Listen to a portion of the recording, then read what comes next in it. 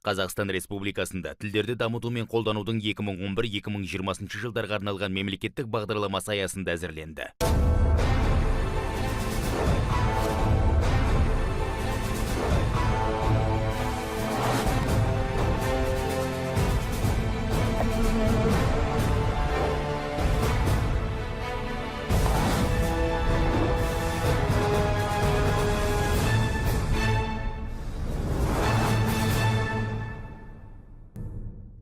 Қараңғы түнде тау қалғып, ұйқыға кетер балбырап. Даланы жым-жырт дел салғып, түн басады салбырап. Аударманы абайдай жасай алсақ қой шіркін. Бұл бас ақынның аудармасы өз айтқандай тілге жеңіл, жүрекке жыл тиеді. Ал қазірше аударма саласының ахуалы қалай? Арма, құрметті көрермен. Біздің таңдаған тақырыбымыз аударма саласы. Олай болса, назарларыңыз бізде болсын. Алдымен осы саланың жай-күйі туралы жасалған бейне сюжетке назар аударайық. Ауқымды саланың кең арналы өзгеше тармағының бірі көркем аударма. Сапа мен мазмұн жағынан жетіліп келе жатқан салада атқарылған һәм атқарылмақ жұмыстар аз емес. Биылдан бастап Қазақстан Жазушылар одағында халықаралық қатынастар және әдеби аударма кеңесі құрылып, шығармаларды шет тіліне тәржімалау жоспарланып отыр. Бұл тұрғыда әдеби агенттер институтын қолға алуымыз керек дейді басқарма төрағасының орынбасары Бауыржан Жақып.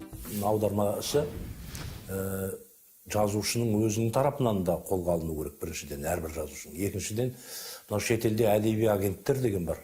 Осы әдеби агент институтын біз қолға алсақ деп отырмыз.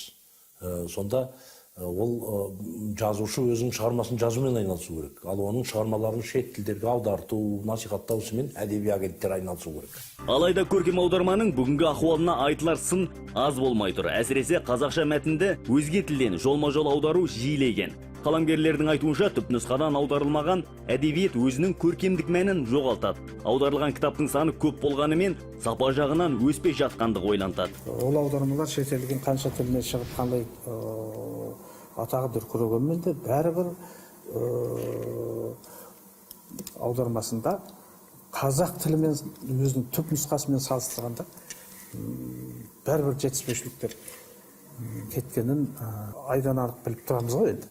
Аударманың басты талабы дәлдік, ықшамдылық, нақтылық. Бұл сала бір жүйеге түспегендіктен осы талаптар көп жағдайда сақтала бермейді. Әсіресе өзге тілден енген терминдердің нақты баламасы болмауы айтарлықтай қиындық тудырған. Теледидардан Ресей телехикаяларын көп көрсетеді. Оның жанры, мысалы, детектив болсын, бір атыс шабыс болсын. Ол жерде біздің аударма кішкене ақсаңдайды. Неге десеңіз, ол жерде қылмыстық терминдер өте көп, жаргон дейді, олар да өте көп. Оны аударған кезде адам бірталай қиналады аудармашы. Мәселен, бір орысша айта кетейін, бір жмурик дейді, глухар дейді, ол ашылмай қалған қылмыс, немесе бір табылмаған мәйіт па, солай. Оны кейбір аудармашылар тікелей енді күлкілі болса да, қырғауыл деп аудара салған кездерде болған. Керек десеңіз, аударма сайттарының өзі жазба сөзін түрлі нұсқамен береді. Мәселен, Google жазбаны запистесе, аудару кезет сайты не выпрямляй деп аударады. Мұндай қателіктер іздеушіні шатастыратын анық. Төл мәдениетімізді жаңғырту үшін аударма саласына жіті назар аудару керек. Оны уақыттың өзі талап етіп отыр. Қазақ әдебиетін әлемге танытатын, рухани дүниетанымымызды байытатын бірден бір сала аудармасы. Бұл істе нақты жүйе, тың шешімдер мен оңтайлы өзгерістер қажет ақ. Бүгін шаршалаңда пікір сайыстыратын қонақтарымыз филология ғылымдарының докторы профессор Жантас Жақып.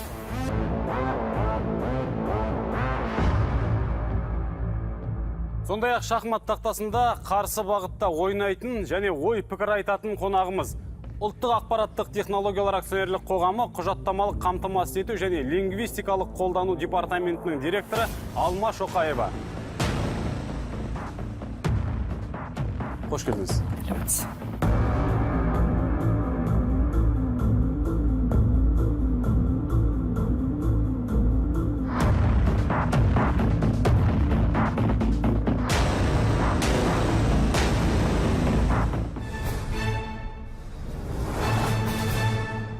Ал құрметті қонақтар, шахмат мынандай үлкен тақтада ойнауға дайынсыздар ма? Дайынбыз. Олай болса қос тарапқа өтіңіздер. Ал. Ал бүгін бағдарлама қонақтарының пікір таласын таразылап, байыпты байламын айтатын сарапшыларымыз бар. Олай болса таныстырайық, филология ғылымдарының докторы профессор Айман Мырзалықызы және іскерлік әкімшілік магистрі, жаттықтырушы нұсқаушы Шырын Әбдіғалиқызы. Шахмат ойынында фигуралар үш түрлі жолмен жүретінін білесіздер. Ал аудармада да үш үлкен тармақ бар.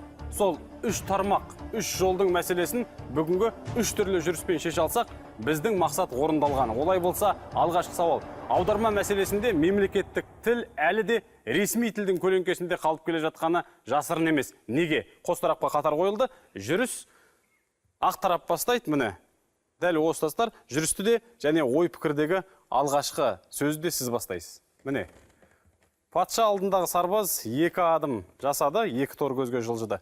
Жалпы мемлекеттік тіл саясатында аударма мәселесі өте өзекті. Өйткені бүгінгі күні осы тәуелсіздік алған жылдардан бері, 20 жылдан асып кетті ғой. Бүгінгі күні өкініштісі біз сол мемлекеттік тіл ресми құжаттарды әзірлеуде, хат алмасуда, әсіресе мемлекеттік органдар мен жергілікті атқарушы органдардың ішінде 90% аударманың арқасында іске асырылады деп айтуға болады.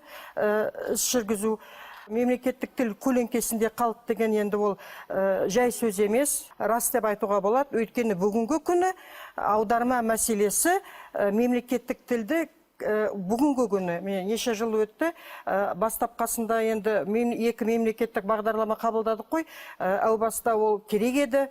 Әсіресе мынау мемлекеттік іс жүргізу тілінде. Ал енді бүгінгі күні аударманы бүгінгі көлемде қолдану ол енді жеткілікті шығар деп ойлаймын мен. Өйткені аударма тілі кішкене біздің өзіміздің әдеби тілі болсын, ауызекі тілі болсын, оған кішкене өзінің теріс әсерін беруде. Ресми тілдің көлеңкесінде қалды дегенде бір нәрсені ескеруіміз керек. Аударма деген бір тілдің көлеңкесіне шығып келесі көлеңке түсіру. Ал мәселе сонда ақпараттық аудармада жаңағы біз сіздердің тілдеріңізбен айтқанда ресми тілдің көлеңкесіне шыға алмай отыр. Себебі ең біріншіден анау аударманың прагматикасы деген бар. Ол жаңағы аударманы қарым-қатынас құралы ретінде түсініп, келесі біреу бұны түсіну керек ау. Жаңағы сол аударманы қабылдаушы қазақтар ғой. Біз бұл жерде айтып отырғанымыз орыс тілінен қазақ тіліне аудару ғой. Аударманы қазақтар оқиды ау дейтін пейіл жоқ ешкімде. Ал аудармашылар осыған әбден төселіп алған. Ал енді неге? Әйтеуір орысша құжаттың жанында қазақша бір нәрсе жүрсе болды. Жақсы, ал енді неге осы құжат қажетті қағаздың барлығы бірінші орысша жазылады, кейін қазақша аударылады? Өйткені құжатты қазақша жасайтын адам жоқ. Бар болса да олар жоламайды. Олар билікте жаңағы құжат жасайтын кілтті орында қазақ тілді адам жоқ. Бізде қағазда ғана ғой. Қағазда, сіз қағаздары жүргізілсін. Бәленбай жерден жоспар аламыз, бағдарлама аламыз. Шын мәнінде қозғалыс шабан. Бұл жерде мен бір қосарым бар, мысал ретінде. 2005 жылы мен көлік министрлігінде осы мемлекеттік тілде құжат дайындау бөлімін басқарғанда ресми үкіметтік делегация құрамында Грузияға іс-сапармен барған болатынбыз. Сонда жаңағы министрлік басшылықтың мені сол делегация құрамына енгізген себебі Грузия мемлекеттің тарапы құжат дайындалатын, жаңағы үкімет аралық құжат тек қана екі тілде болады. Яғни мемлекеттік тілде, қазақ тілінде және Грузия тілінде. О арасында не орыс тілі, не ағылшын тілі болмайды деген. Енді бүгінгі күні жағдай қалай екенін білмеймін, бірақ сол 2005 жылдан бастап 2015-ке дейін оны нақты айтарым бар. Сол құжат, бірақ құжат болып сол қабылданды солай. Тек қана қазақ тілінде және екінші тарап тілінде. Жаңа жерде маман отырған жоқ дейді. Сонда сол салада істеп жүрген қызметкерлердің барлығы қазақ тіліне шорқақ па? Бір 5 жылға дейін ғана бізде аударма факультеті, яғни мамандық болған жоқ. Жаңағы мамандар болды. Бірақ қалайда бірінші әсер еткен нәрсе Совет одағы кезінде жаңағы идеология құралы болды аударма. Сондықтан біз негізгі мақсаты, аудармашылардың бәрінің мақсаты орыс тілін жеткізу, орыс тіліндегі ақпаратты нақты жақсылап жеткізу ғана болды. Міне осының кесірінен сол стереотип әлі келе жатыр. Біз қазіргі аудармада да орыс тілінің жетегінде кетеміз. Өйткені аударманы қарым-қатынас құралы деп қараған жоқпыз. Енді аударманы егер қарым-қатынас құралы деп қарайтын болсақ, қазіргі біздің аударма деп жүргеніміздің өзі сол аударманың мына тілдік дәнекер дейді. Тілдік дәнекердің бір түрі ғана. Оны жеткізудің жолдары өте көп. Жақсы, біз енді осы ширек ғасырда бізді тәрбиелеген немесе оқытқан, жоғары оқу орындарды тәмамдаған түлектер туралы айтқан болатынбыз. Ал егер мамандар өз орында отырмаса, жалпы сол аударманың өзін дұрыс жасайтын адамдарды немесе тексеру саласын бір жолға қойға болады ғой? Қазір кез келген мекемеде, сен қазақ тілін білесің бе? Болды. Танысың бар ма? Аудармашы қылып алады. Немене сөздікке сүйреді. Сөздіктен қарап алады. Содан кейін алады да, ол сөздік деген мына химиялық реакцияда катализатор дейді ғой. Сондай ғана қызмет атқару керек аудармашыға. Сөздікке сүйенген аудармашы емес. Аудармашылардың көбі жасырады қазақ тілінің маманы болғанмен қазақ тілін жақсы білмейді. Негізі аудармашы өзінің ана тілін керемет білу керек. Ана тілінің қазынасынан кез келген тілдегі ұғымға балама таба алатын аудармашы, міне аудармашы сол аудармашы. Сарапшыларға сөз кезегін ұсынамыз. Қос тараптың айтқан пікіріне қандай баға бересіздер? Мамандардың енді тәжірибесі де ғылыми негіздері де бар екені көрініп тұр. Бірақ бұл екі маман шахмат алаңындағын ақ фигура жағды, қара фигура жағды бірден қазіргі өте күрделі, өзекті, шешілмей тұрған мәселеге ауысып кетті. Ресми құжаттарды аударуда қазір бізде бір тіреліп тұрған үлкен мәселе бар. Ресми құжаттың түпнұсқадағы, айталық орыс тіліндегі формасынан, құрылымдық жағынан мүлде ауытқымау керек. Сондықтан аудармашылар кейде сөзбе-сөз аударуға, қазақ сөзін бұзуға, қазақ сөзін дұрыс қолданбайтындарының осы себебі осы. Осы тұрғыдан келгенде өзінің ойын мына Жантас жақсы жинақтап келе жатыр. Сондықтан оң деген баға? Оң деген қазіргі баға қара фигуралардың иесі Жантас жағында ғой деп ойлаймын. Жақсы. Енді Алманың айтары көп, ол практик, бірақ негізінде жаңағы Жантас мырза теория жағынан мықты болып тұр, көп жағдайларда сабақ бергендіктен тілге шебер, Алма деген практика жағынан деген көбірек жұмыс жасайды, бірақ негізінде мен ойлаймын Алма ханымның әлі айтары көп. Бұл аудармашыда болып істейтінді айта кетейсіз. Жақсы, қазір оны жалғастырамыз. Олай болса, дауысыңызды кімге бересіз? Жантас мырзаға берем. Жантас аға. Жақсы. Алғашқы бөлімнің бағасын естідік, тыңдадық. Ал біз шахмат ойынына дәл қазір назар аударсақ, мен міне бұлай жүрдім. Міне сіздің де дәл қазір ойынды аяқтауға жақындап қалғаныңызды көріп отырмыз. Дегенмен ойыңыз аяқталмасын аға. Енді көркем аудармаға да көшсек. Көркем аударманы өнер деп қарауымыз керек еді. Ал дәл қазіргі сәтте осы бағыт табыс көзіне айналып кеткен жоқ па? Кез келген еңбекке ақы төлену керек. Мәселе, оның сапасында жатыр. Сапасында жатыр аударманы өнер дегенде. Сапасында жатыр. Бірақ қазір табыс көзіне айналып дегенде, ол сол аудармамен айналысып жүрген адамдардың арына жүктелетін нәрсе. Бірақ жаңағы, ол аудармашылар ақша тапсам болды, ұялмайды. Ұялмайды, ақша тапса болды. Ондай бар. Көркем аударма жасау үшін, түпнұсқаның авторымен сен бәсекелес болуың керек. Ондай бәсекелеске қарамай аудара беретіндер бар. Бұл жерде тағы, кеңес кезеңіндегі, совет кезеңіндегі жолма-жол аудармашылар деген болатын. Содан кейін барып, жаңағы көркем аудармашылар деген болатын. Мүмкін соны қолдану керек пе? Әлде қалай? Жантас аға, енді осы пікіріңізді Алмапай қалай жалғайды екен? бұл мәселеге назар аударсақ, мысалы мен өзім қанша ұсыныс түседі маған.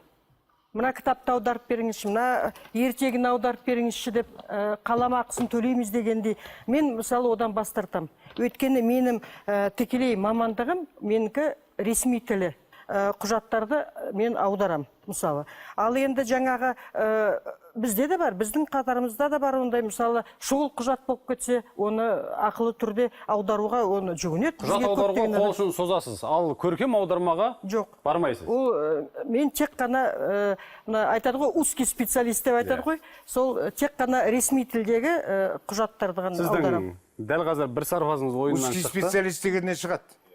Жалпы әлемдік стандартта аудармашы бір бағытта ғана болу керек. Біз енді келесі сұраққа көшсек, рухани жаңғыру бағдарламасына сәйкес қазақ тіліндегі 100 жаңа оқулық жобасы жүзеге асып жатыр. Осы жыл соңына дейін таңдаулы деген 17 оқулық аударылуы тиіс. Аталған жобадан не күтесіздер? Бұның ерекшелігі бұл түпнұсқа тілден жалғыз орыс тілінен емес, ағылшын тілінен, француз тілінен деген сияқты негізгі түпнұсқа тілдің өзінен аударылып жатқаны. Демек, қазақ тілі басқа тілдермен жағаласты. Меніңше енді мынау жаңағы 100 жаңа кітап дедік қой, оны көптеген әлем классикасының үлгілерінің ішінен енді белгілеп таңдап алдық қой.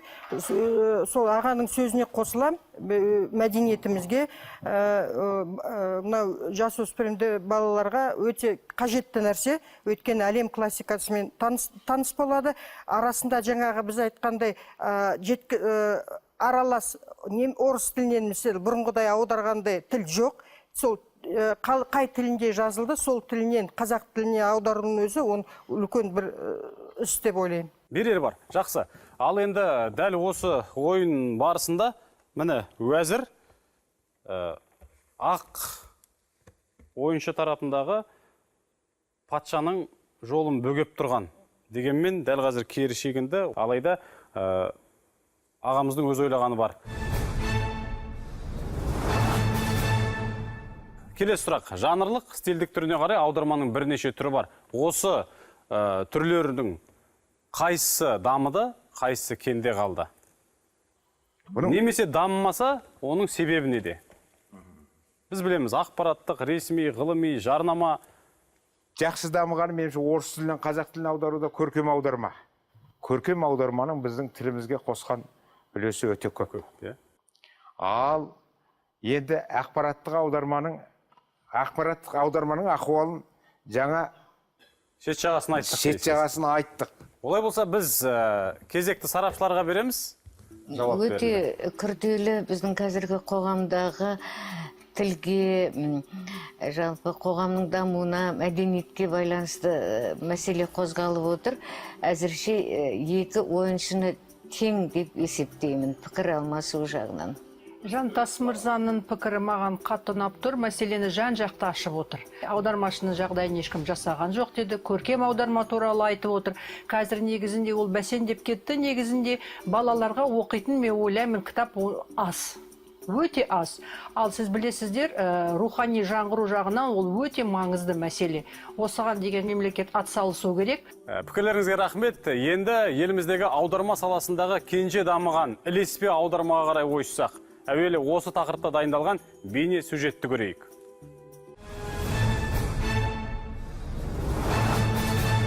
Қазақтың тілі ұлтымыздың үні, ал соны биік мінберлерден әлемге естіртетін ілеспе аудармашылар. Бертінге дейін бұл мамандық иелерін шетелден шақыртатын. Оның өзінде ойымызды орысша жеткізіп, басқалардың сөзін жат тілде тыңдап келдік. Бүгінде бірлі жарым болса да өзгелерді қазақша сөйлететін мамандар бар. Дегенмен тәжірибелі аудармашының да аңғайына келмейтін жайттар болады.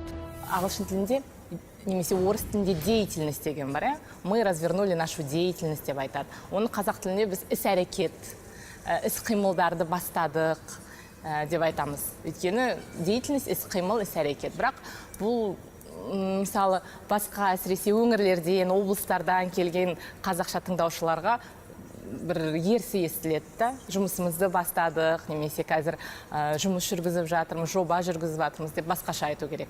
Ал ілеспе аударма кезінде уақытың өте аз болады. Оны толығымен ауыстырып жөндеп айтуға. Жұмыстың дұрыс жүруі үшін талап етілетін бірнеше шарт бар. Әуелі тапсырыс беруші тарап аудармашыға шара жайлы жан-жақты ақпаратты алдын ала беруі тиіс. Техникалық жабдықтардың кінәратсыз болуы да өте маңызды. Сонымен қатар бір шарада кемінде 2 аудармашы өзара ауысып қызмет етуі керек. Бірақ аударманың сапалы шығуы үшін мұның өзі жеткіліксіз. Көбіне аудармашылардың қиналатын себебі таңертең келеді, мысалы шара, халықаралық шара ұйымдастырылып жатыр, бір министр немесе бір үлкен кісінің сөзі, оның сөзі алдын ала берілмейді, ол жаңағы шығып, жаңағы басын көтермей зырылдатып оқып шығады, ал оны жаңағы оқыған кезде ол қабылдау үшін өте қиын. Мысалы, мен сөйлеп тұрған кезде сіздің миыңыз оны жақсы қабылдайды, менің сөзімді. Ал егер мен дәл сол сөзді зырылдатып, ешқандай мән бермей оқып шықсам, сіз үшін бұл бәрібір көп пайызы жоғалады ол ақпараттың. Жоғарыда айтқанымыздай, бұл біз үшін салыстырмалы түрде жаңа сала, яғни кемшіліктен ада емес. Кез келген маманданған қызмет түрі сияқты кадр тапшылығы мұнда да бар. Оның бір себебі бізде мемлекеттік қызметте қазақ тілінде еркін сөйлейтіндердің аздығы бір себеп болса, екінші, сол еркін сөйлейтін қазақ тілдерді еркін орыс тіліне аударатын ілеспе аудармашылардың да аздығы. Ілеспе аудармашыларды бізде ешқандай жоғары оқу орнында дайындамайды.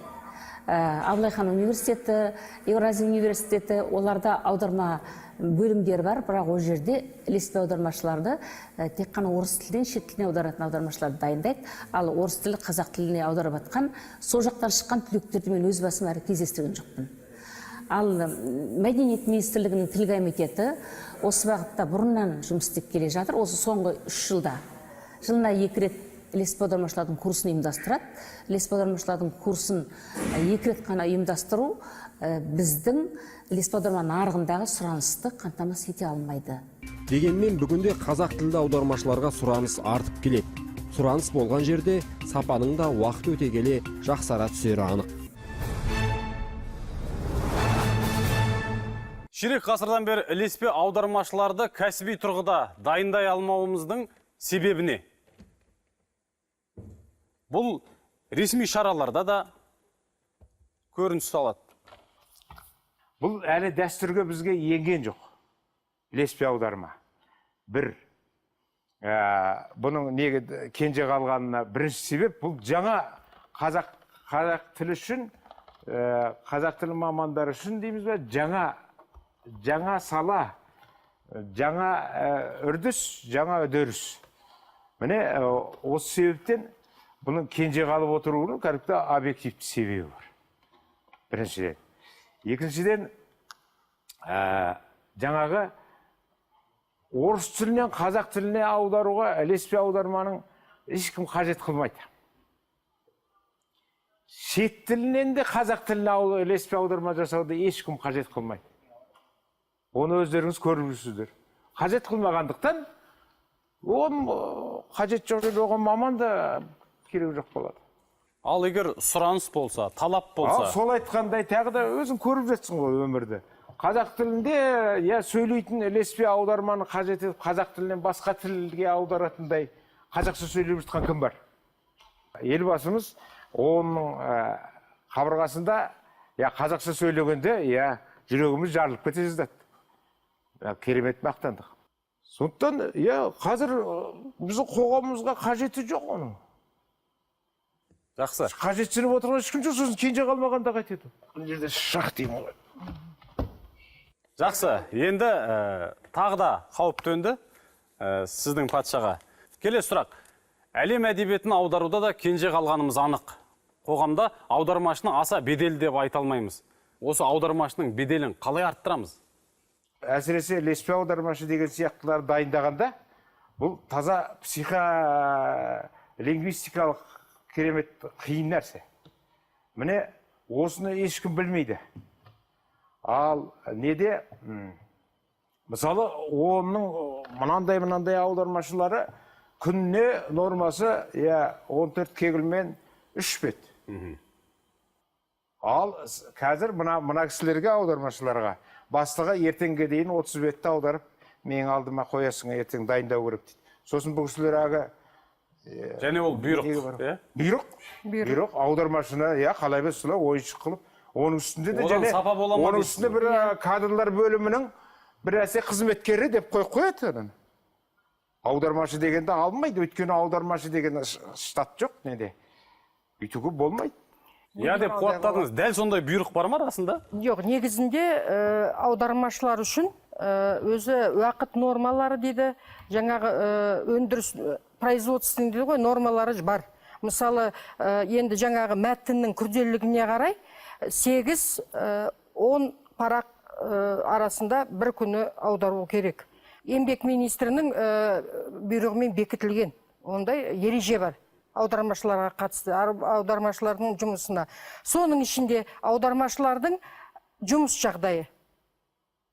Қандай орын жайда отыру тиіс, қалай ол демалу тиіс, жаңа үзілісі қандай болу тиіс, жаңағы температуралық жаңағы режимі қандай болу керек ненің ішінде, оның бәрі де жаңа жарығы қандай болу керек, соның орын жайы ішінде оның бәрі бекітілген.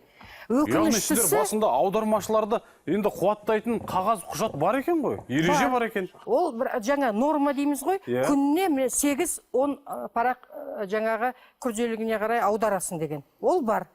Ол бар. Енді соған неге сүйенбеске? Бірақ жаңа міне ағамыздың дұрыс айтқаны, аудармашы мамандығына, аудармашы лауазымына қатысты ешбір лауазымдық нұсқаулық дейміз ғой, ондай ешбір қағаз әзірленмеген, бекітілмеген бүгінгі күні. Ал енді мына шақтан қалай құтыласыз?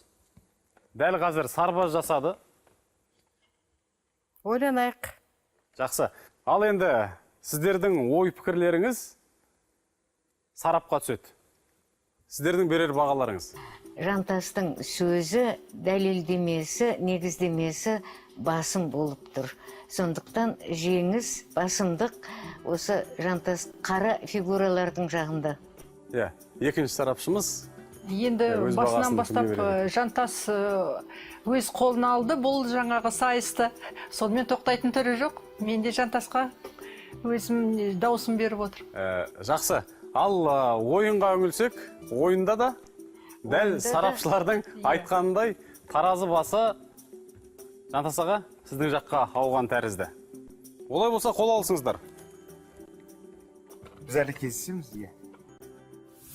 Бұл жерде құзырлы орындардан тілейтінім ең алдымен аудармашының біздің қоғамдағы мәртебесін заңдық, нормативтік, тағы да басқа құжаттармен заңдастырса, еңбегі дұрыстап бағалануын қадағаласа екен деп тілеймін. Рухани жаңғыру бағдарламасының аясындағы жаңа гуманитарлық білім, қазақ тіліндегі 100 оқулық және қазіргі әлемдегі қазақ мәдениеті деп аталатын үлкен аударма жобалары Қазақстандағы аударма ісіне шынында да үлкен көңіл бөлуге жағдай жасады. Ақысына келетін болсақ, қазір біз Қазақстанда қалыптасқан нарықтық бағадан төмен емес деңгейде гонорар ұсынамыз және оны мүмкіндігінше әлемдегі халықаралық нарықтағы бағамен теңестіру үшін жұмыс істейміз. Өйткені біздегі аудармасы бұл негізінен дүние жүзіндегі ең ілгері, ең жақсы деген оқулықтарды қазақ тіліне аудару, одан кейін қазақстандық әдебиетті Біріккен ұлттар ұйымының 6 тіліне аудару жүріп жатқандықтан дүние жүзіндегі аудармашылар нарығының, аударма еңбегінің нарығын зерттеуге, білуге жол ашты. Сондықтан осы бағытта қозғалыс міндетті түрде болады. Ал енді аудармашылардың мәртебесіне келетін болсақ, менің ойымша ол мәртебе осындай жобалар арқылы, аудармашылардың еңбегінің көпшіліктің назарына ұсыну арқылы, содан кейін жалпы аударма ісін кең жолға қою арқылы орнығуы тиіс. Ал бұл міндетті түрде жасалатын шаруа, біз сыртта жасалатын мазмұнды, идеяларды, ғылымды, технологияларды тұтынушы ұлт ретінде аударма ісін сөзсіз өте кең жолға қоюға міндеттіміз. Бүгінгі бағдарламада қос ойыншымыз барын салды. Талқыға салынған тақырыпты да саралап көрдік. Сапалы аударма сана сарайын ашпақ. Бізді әлемді бізге танытатын аударма. Ой мен ойын алаңында қайта кездескенше. Аман болайық.